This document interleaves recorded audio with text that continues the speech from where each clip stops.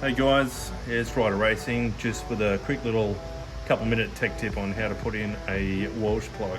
We've seen a few videos out there and there's some pretty cowboy shit going on, so we just want to show how we do it. You might not agree with it, but this is how we do it. So it works for us, it might work for you, it might not. So anyway, we're going to get straight into it. So we've got some tools and stuff down here that you're going to need as a necessity. We've got our 3-bond super sealer. We've got our install tool. There are better tools than using a socket, but I don't know where I'll put them. They're somewhere. We've got our vernier calipers. We've got a hammer and obviously our Welsh plugs and some Emery cloth.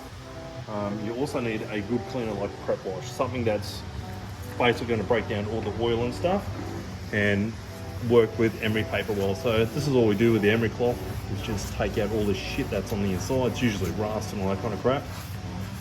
And the prep wash is there to rinse off all that crap, and then it'll break down all the oil. So when you actually go to put your sealer on there, it's actually going to do its job and seal. A lot of sealants out there, if you go using brake cleaner and stuff like that, it just doesn't work. And then all of a sudden you've got a giant highway for coolant to be pissing out the side of your motor after you put it in the car, and then you really hate life. So the next thing we're going to do is use our vernier calipers. I'm not going to get right in there and show exactly what it is, but the rule of thumb is around 20th hour of crush. So you need to see that this hole versus the plug that's going in there, there's a 20th hour difference. So this needs to be 20th hour bigger than this hole. If there's a huge discrepancy in that, you need to start looking for a bigger Welsh plug, or you need to start reaming out this little journal and then get one that's going to be suited, because you're obviously not going to find one that's like 10th hour bigger. They usually come in like metric millimeter increments, so you'll find 30, 31, 32, 33 if you're lucky. So it's going to be up to you to find the right one. So we've measured ours, we've got a 20th hour crush in there, so we're pretty happy with that. So the next thing you want to do is get your 3-bond ready.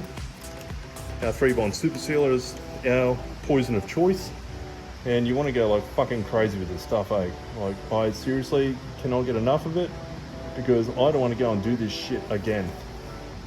You want to get it right in there too, so not just on the outside. So as you'll see, I'm working it all the way around and I'm getting it right inside the journal. Don't worry about getting extra shit everywhere.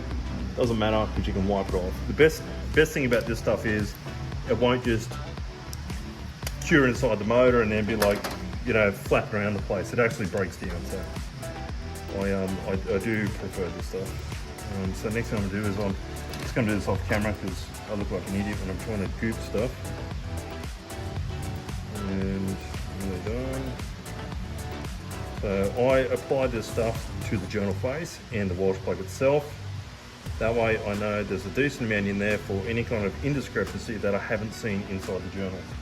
So the last thing you want to do is put your plug in, and it's like a tiny little nick that you missed, and then you're like, oh shit, it's going to leak in like first time I pressurize the car. So you just want to line him up. If you really want to get anal, you can make that 30mm straight, but I like to play on Chris's OCD a little bit, so every time he looks at those 30s, I'm going to put them at all different angles, so he's twitching every time he looks at my motor. We can use our flat side, and here's a crucial part. You need to make sure that you're hitting the outside edges somewhat square. So you don't want to be bashing the center of it, which I've seen like copious amounts of times.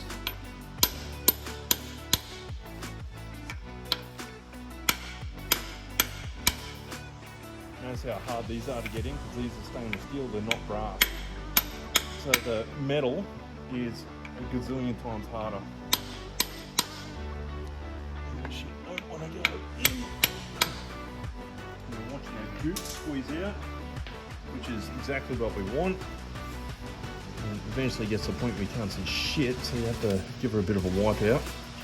And what you want to see is that your Welsh plug is sitting like even. So it's in there recessed a little bit, and it's the same all the way around.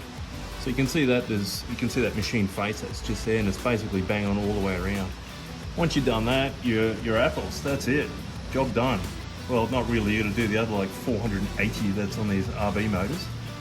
As you can see, we haven't done any of them. We've only done our head ones. And that's it. So I hope this helps you guys out.